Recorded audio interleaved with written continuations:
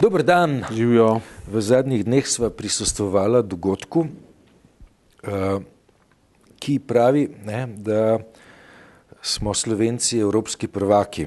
In sicer evropski prvaki v stopnji nezaupanja do državnih inštitucij, pa tudi kar dobro smo uvrščeni v nezaupanju do svoje okolice, se pravi neinstitucionalne okolice.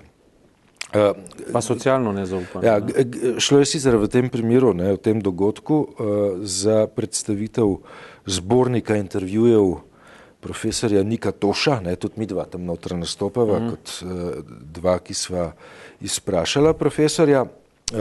Včeraj pa je ta zbornik bil predstavljen na Fakulteti za družbene vede. Ampak, greva midva k temu podatku, ki sva ga včeraj izvedla, da smo evropski prvaki. Pa zakaj v teh krajih ljudje ne zaupajo državi, inštitucijam? Jaz sem potrudil, pa bom probal skopati do takrat, ko bom tekst pisal, to je do jutra, na nekaj podatkov pa tega, tako da bi zdaj zelo težko, bom rekel, odgovoril čisto enoznačno, ampak na vsak način je pa mogoče reči, da bije razlika med tem, kako so ljudje na eni strani rezervirani do institucij, kako so v bistvu socialno nezaupljivi, in na drugi strani, kako jih en trenutek zmage v košarki lahko zmotivira, poenoti, hipnotizira, če hočeš, spravi v smisel, pomiri in tako naprej, in naredi srečne, in naredi, kako naj rečem, optimistične. Torej, ta razlika je tista, ki bije. To se pravi med tem, da vodi v vprašanje, kaj gre z organizacijo naše družbe ali pa z organizacijo našega, dobro, rečemo nacionalnega sistema, ampak kar rečeva družbe narobe, kaj je s tem narobe? Nekaj mora biti narobe, če v bistvu šport odzvanja v zavesti ljudi dosti boljš kot, ne vem, država, ali pa sistemi družbenega smisla. Konec koncev religija, če hočeš. Tudi religija očitno nima te vloge, kot ima šport. To pomeni, da neke stvari znamo proizvajati, nam gre kar dobro pri zobotrebcih, nam gre relativno dobro pri kakšnih drugih stvareh, morda malo bolj sofisticiranih celo, pri produkciji smisla, ki bi pravzaprav veljal za celotno nacijo, na tej ravni nam pa ne gre. Ampak zdaj, kje je nastopil problem?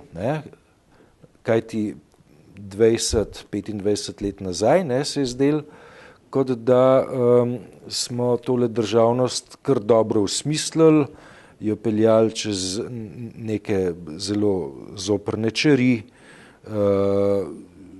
pripeljali potem tudi do Evropske unije, potem je pa ta moment produkcije smisla po letu 2004 z vstopom v Evropsko unijo nekako se razblinil kot en milni mehurček.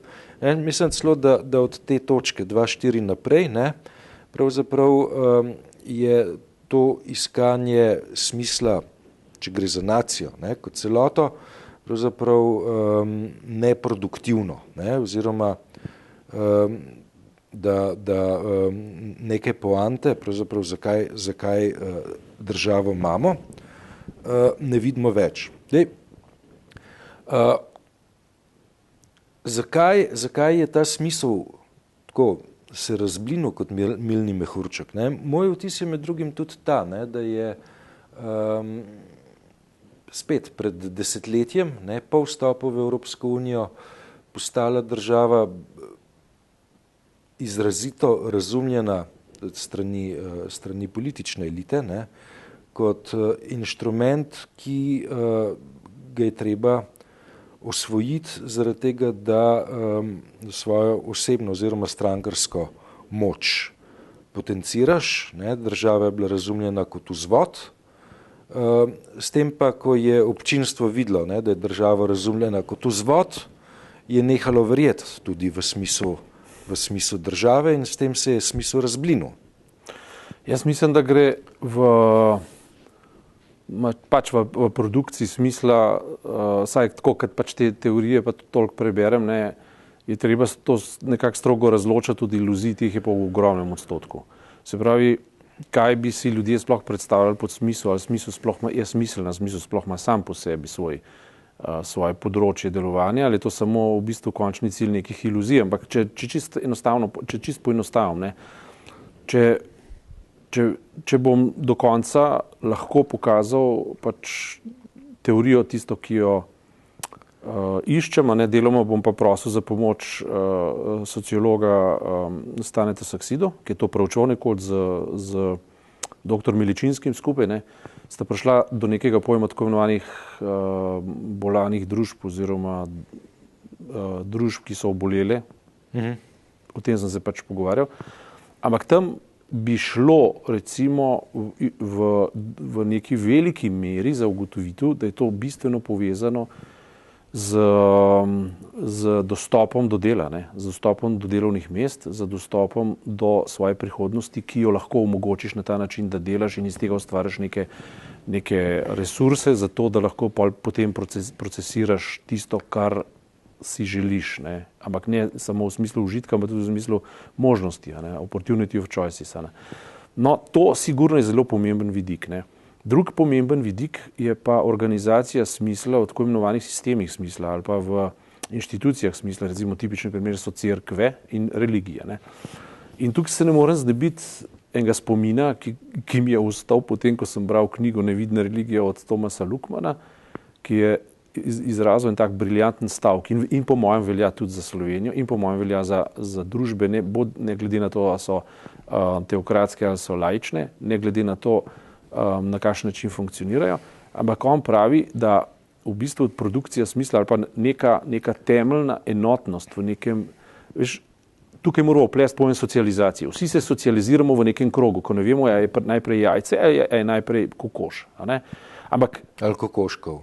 Ali kokoškov. Skratka, gre za to, ne, ko on pravi, lepo pove, ne, da moramo živeti v okoliščinah, kjer se preteklost in prihodnost povežeta v družbeno relevantno biografijo. To je tak lep stavek, mi je ostal v spominu. Ne? In dejansko gre za to, da mi se ne vzpostavljamo v nekem praznem prostoru. Veš, mi se vzpostavljamo v nekih okoliščinah, ali jih imamo radi, ali jih maramo, ali jih ne maramo, so tukaj in nas pogojujejo. Tudi če ne maramo recimo socialističnega ali pa komunističnega sistema, smo se v njem vzpostavljali, smo se v njem šolali, smo v njem prihajali do nekih spoznanj medtem, ko se je naša življenjska doba iztekala. Od rojstva naprej se naša življenjska doba izteka. Ne? Skratka, to so neke okoliščine, v katerih ima potem tudi ta pogon smisla v smislu socializacije, ne? Neko določeno vlogo. Ne? Kaj pa se zgodi, da neka nacija ali pa da neka družba pride na zelo, zelo visoko raven, civilizacijsko raven, ali pa ne? Kaj se zgodi v tem umestnem prostoru, oziroma kaj se dogaja v tem umestnem prostoru, je pa sistem nekih vprašanj, neznank, če hočeš. In tisto, kar se je meni zdaj, sem sam v zadnjih 20 letih, sem mislim, da gledal 4 tekme in vse te tekme, košarkarske tekme. Vse te košarkarske tekme so bile v zadnjem tednu. Ne? Ja. In sem resnično užival, ne? Moram reči, da sem resnično užival in tako naprej. Ampak da pa to dobiva status religije, da to, a veš, vzgiba narod, tako delač, da pritegne v najbolj dežnem dnevu več ljudi v proslavljanje pač enega dogodka, kot pa osamosvojitev. To pa govori zase, oziroma postavlja toliko vprašanj, da si moramo pa na tem malo zaustaviti, ne, pa malo porezonirati. Kaj se je pa v resnici zgodilo? Kako pa je to mogoče? Ne? In na čem bazira nacionalni ponos? Na kateri iluziji bazira? Zato, ker košarka je vendarle igra za žogo. Ne? Tukaj se je pa zgodilo mnogo več. Tukaj se je zgodila vera, tukaj se je zgodila religiozna družbena organizacija smisla, tukaj so ljudje občutili ponos, tukaj so bile solze sreče, nagovorjena so bila čustva, tudi cel spekter nečesa, a veš, kaj se je zgodilo? Ker manjka, ja. Ja, zdaj, manjka, kako manjka, ne vem. Dobar, ti si mi na računalniku pokazal, recimo, da tudi, ne vem, Real Madrid ko zmaga neko tekmo, pritegne na ulice tam, ne vem, 100 000 pač. Ja, pride naprej, 100-200 tisoč ljudi v milijonskem mestu, ne? Ja.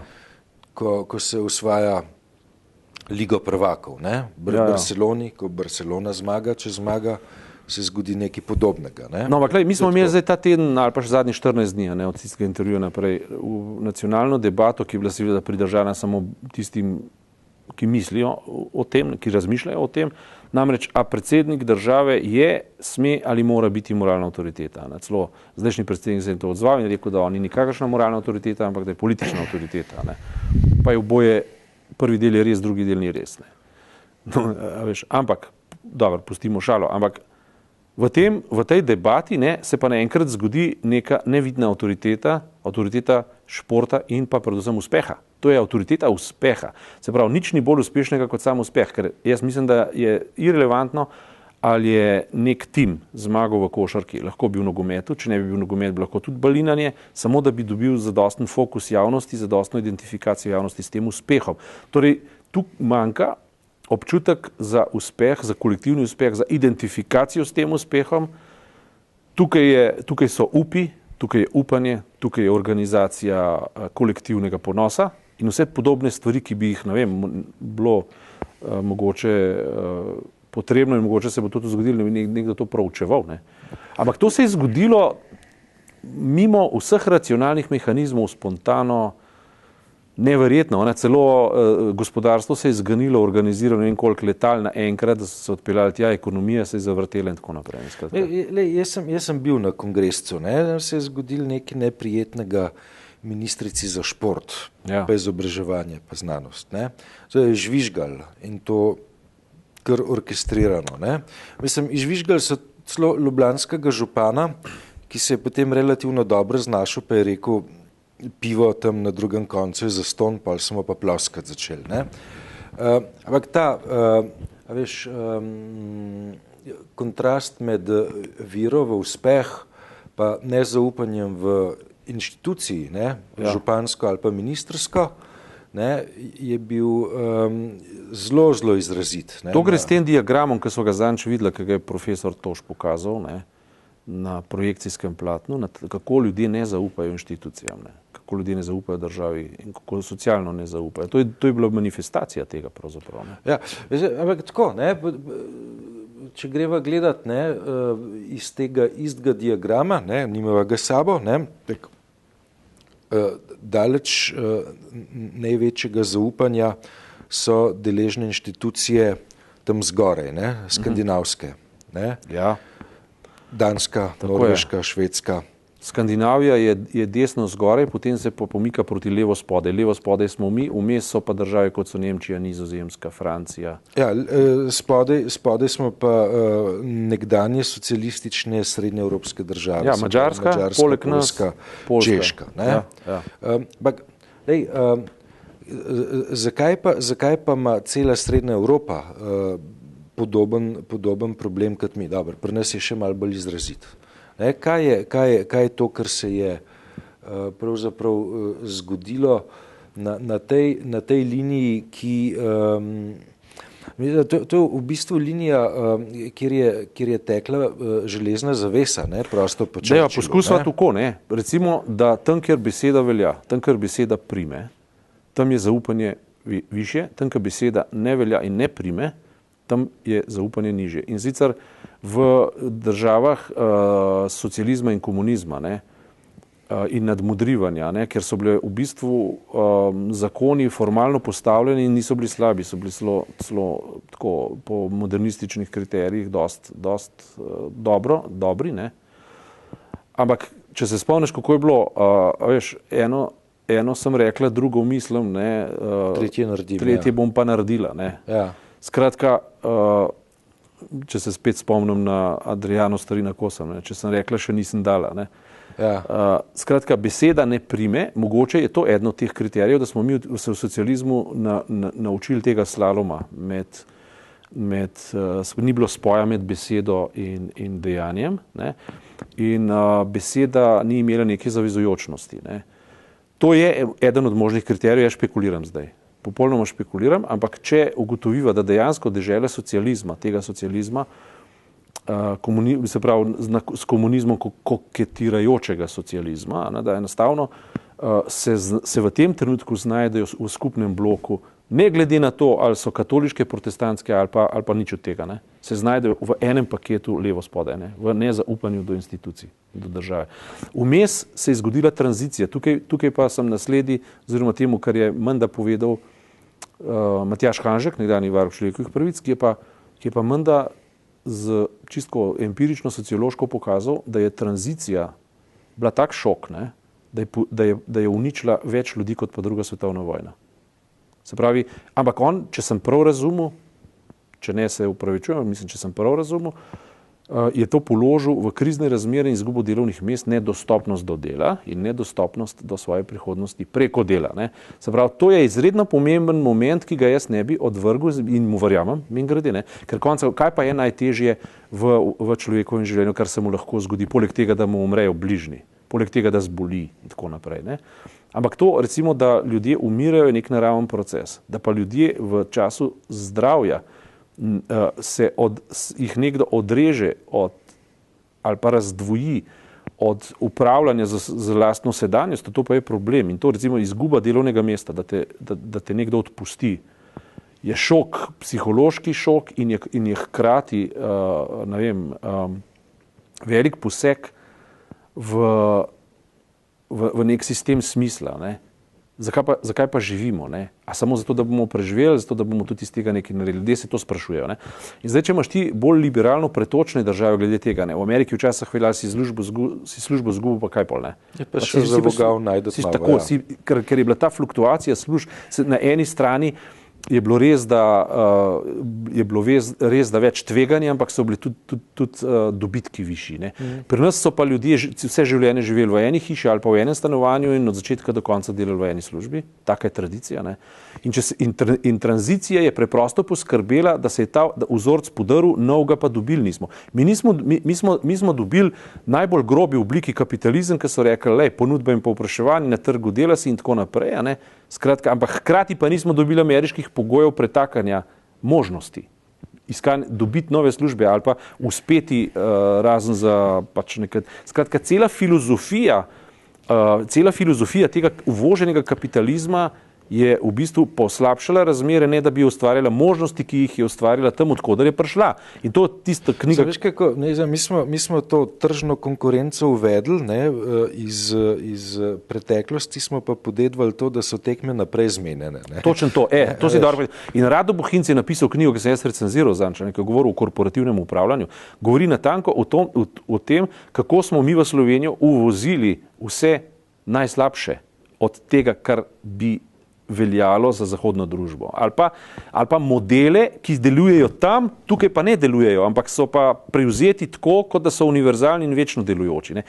In zato je on pokazal na to, kako se je treba pomakniti k odgovorni družbi, ne? Ali pa k odgovornemu upravljanju, tudi družbeno odgovornemu korporativnemu upravljanju. Se pravi, po domače povedano, ne? Slovenijo ali pa ta prostor, če hočeš, je treba misliti. Misliti ga je treba pa na ta način, da če ti hočeš proizvajati enake učinke uspeha, kot recimo v Ameriki, jih moraš tukaj artikulirati na drugačen način, ali pa jih moraš artikulirati z nekimi varovalkami, ki ne bodo uspodbujali pohlepnost pač sposobnih ali pa celo tajkunov ali pa pokvarjenih, če hočeš, ne, ampak bodo v bistvu hkrati ohranjali neko delovni prostor, v katerem bodo producenti lahko še inovativni, v katerem se bodo lahko razvijali in v katerem ne bodo ves čas živeli pod stalnim občutkom ogroženosti. Se pravi, kar jih bo seveda naredilo lojalne, hiperlojalne in neinovativne, prestrašene, pezdete, če hočeš. Ne. In zdaj sva spet pri stičišču z starim socializmom. Kaj pa